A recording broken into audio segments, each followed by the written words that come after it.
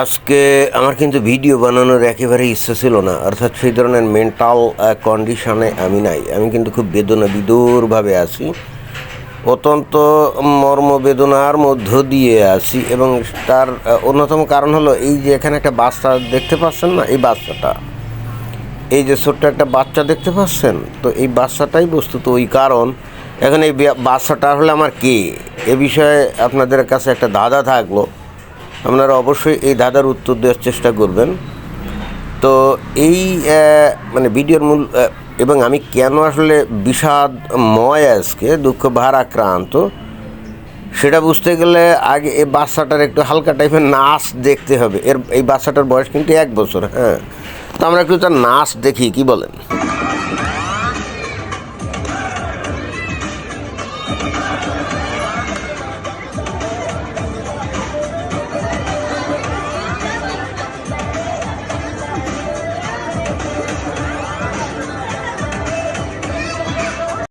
এখন এই যে বাচ্চাটাকে আপনারা দেখতে পাচ্ছেন, বয়স মাত্র 1 বছর। অতএব 1 বছরে কতটুকু বা নাচতে পারে বলেন? যতটুকু পারে ততটুকু নাচলো, কিন্তু আমার কাছে এটা কিন্তু কঠিন নাচ, একেবারে কঠিন নাচ। যাই হোক, এই যে বাচ্চাটাকে এখন দেখতে পাচ্ছেন, তাই না?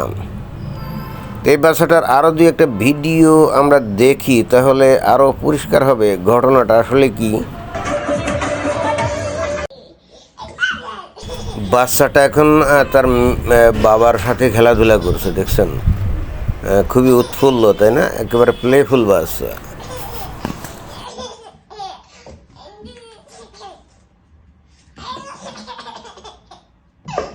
বাচ্চাটার হাসি যখন আপনি শুনবেন তখন আপনার মনটা ভরে যাবে। কোনো দুঃখ আসলে থাকার কথা না।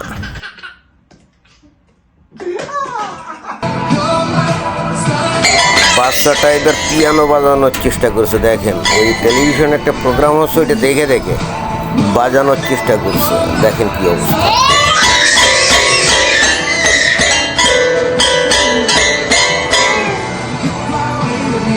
ওই টেলিভিশনের পর্দায় যে গান হচ্ছে না, ওটা দেখে দেখে কঠিন গান গাওয়ার চেষ্টা করছে এই পিয়ানো বাজিয়ে।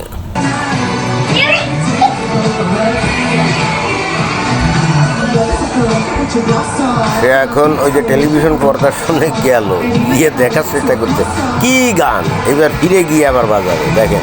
এই শুরু হলো, মানে এইবার শুরু করবে, দেখেন। এই যে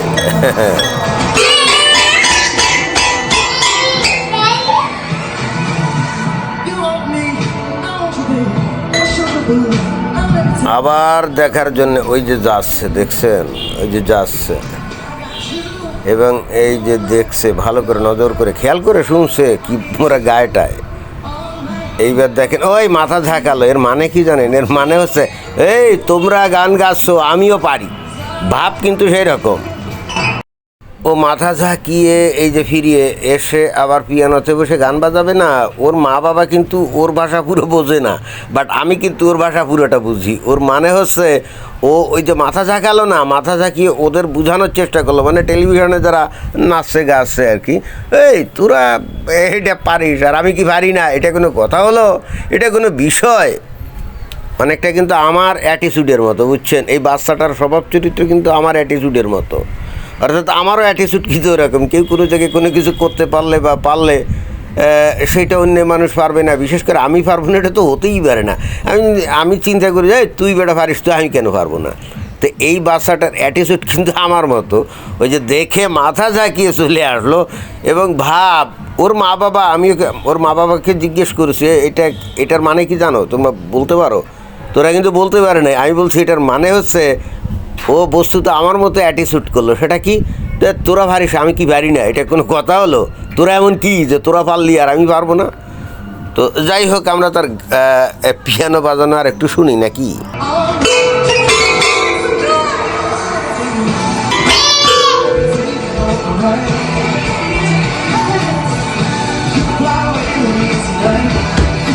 সে কিন্তু আবারও গেল দেখে শুনতে, বুঝতে যে ওরা কি বাজাচ্ছে। এই যে এতক্ষণ বাজিয়ে টাজিয়ে এই যে মুখ ফিরিয়ে এই যে একটা অ্যাটিটিউড করলো না, ওই যে তাকিয়ে, এবার কিন্তু সে কিন্তু ওই টেলিভিশনের দিক অথবা অন্য কোনো দিকে তাকায় নাই, পিছনের দিক তাকিয়েছে। পিছনের দিকে কে বসা? তার মা বসা, হ্যাঁ, তো তার মার দিকে তাকিয়ে কিন্তু এই অভিব্যক্তিটা করছে। এবং আমি পরবর্তী তোর মাকে জিজ্ঞেস করছি, তুই কি এই অভিব্যক্তিটা বুঝতে পারছিস ও আসলে কী বলছে? তো ও কিন্তু বলতে পারে না ঠিক মতো, কিন্তু আমি বুঝতে পারছি। কারণ ওই যে বলছি না যে আমার কাছে অনেকটাই মনে হয় ও আমার কার্বন কপি। তো অতএব ওর এই যে অ্যাটিটিউড, সেটা ওর এটাই বিষয়ে তার মাকে বোঝাতে চাচ্ছে, তুমি কি মনে করো ওরা পারে টেলিভিশনে, আমি কি পারি না? এটা হয়, দেখো এতক্ষণ তো আমি এটা করলাম, তো ওরা পারলে আমি পারবো না, এটা কোনো কথা? এইটাই হলো ওর অভিব্যক্তি, এইটাই হলো ওর অভিব্যক্তি। অর্থাৎ এই 1 বছর বয়সেই সে কিন্তু এই ধরনের মন মানসিকতার অধিকারী যে দুনিয়ার মানুষ পারলে আমি কেন পারবো না। তো আমরা তার অভিব্যক্তিটা আবার একটু সুন্দর করে দেখি নাকি।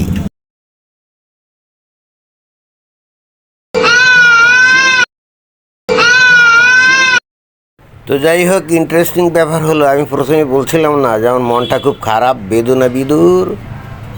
তার কারণ হচ্ছে এই বাচ্চাটা এই আজকে মানে গতদিন আর কি, ভারতীয় সময় হিসেবে গতদিনই বলতে হবে, একটা অ্যাক্সিডেন্টে পড়ছে এবং ওর বাপের সাথে গাড়িতে করে ওকে নিয়ে আসা হচ্ছিল।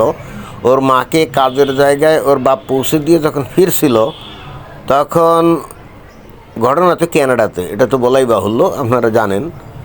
তো ফিরে আসার পথে এখন তো ক্যানাডাতে সব জায়গায় প্রচুর মানে ঠান্ডা বরফ পড়ছে, তাই না?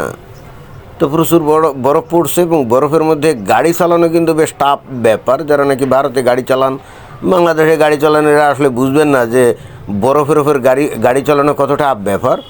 ওই বরফ যখন শক্ত হয়ে পিচ্ছিল হয়ে যায়, তখন অনেকটা কাঁচের মতো হয়ে যায় এবং তখন কিন্তু খুব সতর্কভাবে গাড়ি না চালালে অ্যাক্সিডেন্ট হয়। তো এই বাচ্চাটাকে নিয়ে ওর বাবা অ্যাক্সিডেন্ট করছে এবং অ্যাক্সিডেন্ট করার পর আপনারা হয়তো মনে করছেন না জানি কী ঘটনা ঘটে গেছে না। আসলে আমি ভিডিও করতামই না যদি সেই ধরনের ঘটনা ঘটতো। আমি এখন হাস্যজ্জ্বল আসি এই কারণে যে বেসিক্যালি যদি আমি খুব দুঃখ ভারাক্রান্ত হৃদয়ে আছি, কিন্তু আসলে তেমন কিছু ঘটে নাই। ঘটনাটা ঘটছে জাস্ট ওই গাড়িটা স্লিপ করে রাস্তার পার্শ্বে চলে গেছে এবং গিয়ে মনে করেন যে ওই বরফের মধ্যে অনেকক্ষণ আটকে ছিল। তারপরে পুলিশকে ডাক দিলে 1-1.5 ঘন্টা লাগছে ওই পুলিশ ফিরে এসে তাদেরকে উদ্ধার করে তারপরে বাড়ি পৌঁছে দিয়ে গেছে এবং ততক্ষণও গাড়ির মধ্যেই ছিল, ঠান্ডাও লাগে নাই, অর্থাৎ খুব বেশি সমস্যা হয় নাই। বাট ওই যে অ্যাক্সিডেন্ট হয়েছে এতেই আমি মানসিকভাবে ভীষণ বিষাদ আক্রান্ত হয়ে গেছি। যদিও সিরিয়াস কিছু হয়নি, তারপরেও কিন্তু আমি ভীষণ বিষাদ আক্রান্ত এবং প্রায় 1 ঘন্টার মতো ওই বরফের মধ্যে আটকে ছিল। কিন্তু ওই গাড়িতে তো ওই যে হিটার সিস্টেম ছিল, অসুবিধে কিছু হয় নাই, কিন্তু হতে পারতো ওই চিন্তা করে আমি ভয়ঙ্কর রকমভাবে আমি মুষড়ে পড়ছিলাম। এবং এখন বুঝতে পারছেন এই বাচ্চাটা আমার কে হয়। ওর বাপের সাথেও খেলাধুলা করছিল, তাতেও তো বুঝে গেছেন যে ওই বাপ তো আর আমি না, তাই না? তো এই বাচ্চাটা কে হয় এটা আপনাদের জন্য একটা ধাঁধা, আশা করি আপনারা ওই যে কমেন্টস বক্সে আপনারা বলবেন যে এ আসলে আমার কে হতে পারে। তো যাই হোক, তারপরে আমি মানসিকভাবে মানে একটু বিষাদ আক্রান্ত, যদিও হালকা একটু কথা হয়েছিল, খালি ওরা বলছিল যে আমরা অ্যাক্সিডেন্ট করছি এই পর্যন্ত। পরামর্শ বলছে তাদের কিছুই হয় নাই, তারা বাসায় চলে আসছে, পুলিশ পৌঁছে দিয়ে গেছে, ভালোই আছে, খালি বাচ্চাটা একটু মেন্টাল ট্রমার মধ্য দিয়ে যাচ্ছে। তো যতক্ষণ পর্যন্ত আমি ওই বাচ্চাটার সাথে কথা না বলবো, এবং যেহেতু ভারতে এখন দুপুর, তাই না, তো আমাকে কথা বলতে হলে তো ওই সন্ধ্যা পর্যন্ত অপেক্ষা করতে হবে। যতক্ষণ আমি কথা না বলবো ততক্ষণ পর্যন্ত আমি মানসিকভাবে ভালো হতে পারছি না। এবং যেহেতু আমার ওই নর্মাল যে বিষয় ভিডিও করি সে বিষয়ে ভিডিও করতেও পারছি না।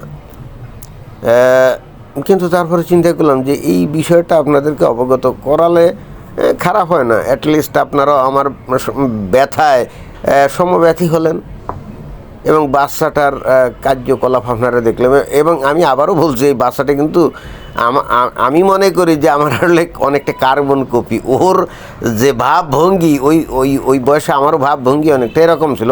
তবে অবশ্যই একটু ডিফারেন্স আছে, মানে বেশ ডিফারেন্স আছে। এই বাচ্চাটা কিন্তু প্রচণ্ড দুষ্ট, প্রচণ্ড দুষ্ট। এবং অনেকটা আমার কার্বন কপি। আমি যেরকম দুষ্ট ছিলাম সেরকমই। এখন ডিফারেন্স হলো, এত মনে করেন যে কানাডার প্রেক্ষাপটে দুষ্ট, সেখানে দুষ্টামি যাই করুক না কেন ঘরের মধ্যে বা পার্কে এখানে ওখানে এরকম। বাট আমাদের দুষ্টামি তো এরকম ছিল না। আমরা যখন একটু বয়স হয়েছিল আমাদের দুষ্টামি তো কী ছিল, বনে বাদাড়ে ঘুরে বেড়াতাম, তাই না? তারপরে ওই খালে বিলে গিয়ে ঝাঁপাইতাম। তা এগুলাই তো ছিল আমাদের দুষ্টামি। এর গাছের কুল, ওর গাছের আম, এইগুলো আমরা মানে চুরি করে খেতাম, তাই না? কিন্তু ওর দুষ্টামি লেভেল তো একরকম না, ও তো ওইগুলা করবে না, বাট আমরা যেগুলো করতাম। সুতরাং ওর দুষ্টামি আর আমাদের দুষ্টামির মধ্যে তফাৎ থেকে জানেন, ওর দুষ্টামি হলো অনেকটা জেন্টেল দুষ্টামি, আর আমাদেরটা ছিল বন্য। এবং সত্যি কথা বলতে কি, আমি এখনও নিজেকে বন্যই মনে করি, আমি নিজেকে এখনও সিভিলাইজড মনে করি না। আপনারা হয়তো বলবেন, কী রে এত লেকচার টেকচার দিয়ে এত কথা বলে আপনি এইগুলা কি বলেন? সত্য কথা বলতে কি, আমি নিজেকে বন্য হিসাবে গণ্য করতেই পছন্দ করি এবং আমি বন্য লাইফটাই পছন্দ করি। I don't know why, but I feel myself very comfortable with this wildlife, বুঝছেন? অতএব আমি মানসিকভাবে একটু মানে কি বলা যায় বিষাদাক্রান্ত, এই কারণে যে ওই অ্যাক্সিডেন্টে পড়ছিল, যদিও তেমন কিছু হয় নাই, বাসায় আছে, কিন্তু যতক্ষণ পর্যন্ত ওই বাচ্চার সাথে আমি কথা না বলবো ততক্ষণ পর্যন্ত আমি ওকে হব না, ভিডিও করাও সম্ভব না। অতএব আপনাদের কাছে আমি দুঃখ প্রকাশ করছি। সন্ধ্যার পরে যখন কথা বলবো তারপর আমি ভিডিও করব, ঠিক আছে? এবং পরিশেষে ওই যে দাদা, এই বাচ্চাটা আমার কে আপনাদেরকে বলতে হবে। ধন্যবাদ।